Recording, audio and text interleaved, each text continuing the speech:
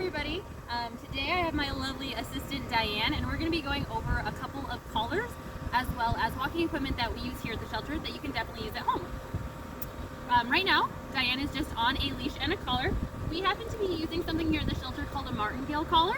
It is essentially a no-slip collar. So what that looks like is that you have the piece that goes around their neck, she's in my pocket, as well as this loop, and this tightens as the dog pulls.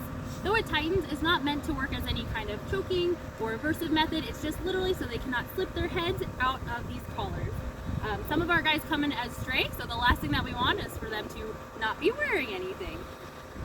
The best way to fit a collar once you have it on the dog's neck is that you should only be able to fit 2 fingers beneath the collar and their neck, and it should be kind of loose.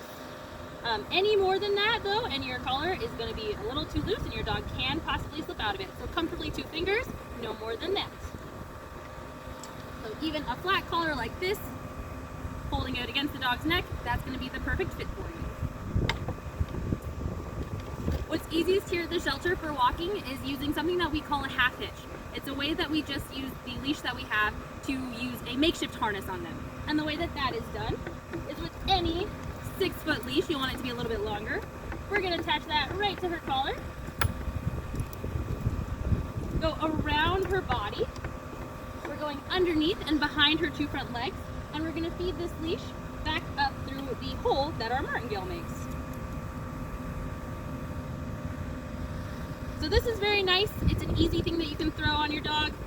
It just helps with pulling because more of the tension is not based solely around their neck. It's a little bit around the rest of their body as well. Some dogs that are a little more sensitive, this helps with pulling because they don't like feeling that pinching sensation.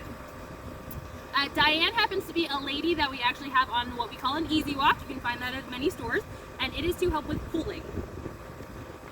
An Easy Walk harness comes in 3 straps. They come in a variety of colors, but 2 of your straps are going to be the same color and one is going to be the opposite. And the way that this fits on her,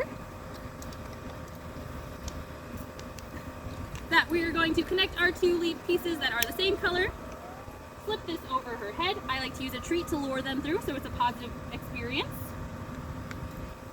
And just like our half hitch, we are clipping this opposite color underneath her body, behind her front legs.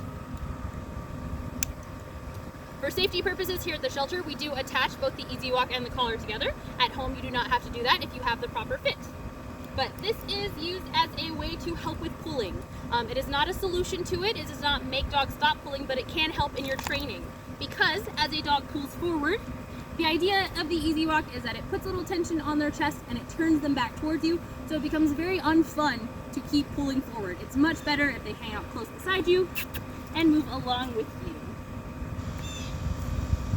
For best fit, you want to make sure that you have an L shape right on their shoulder blade, and that you, again, cannot fit too many fingers underneath. About 2 around the rest of their body is the best fit. So especially when you are spending a lot of time outside with your dog, it's really nice to have walking equipment that can help you have an enjoyable walk with your friend. So we hope that you found this informational, and maybe you'll use some of these products with your own dog. Thanks!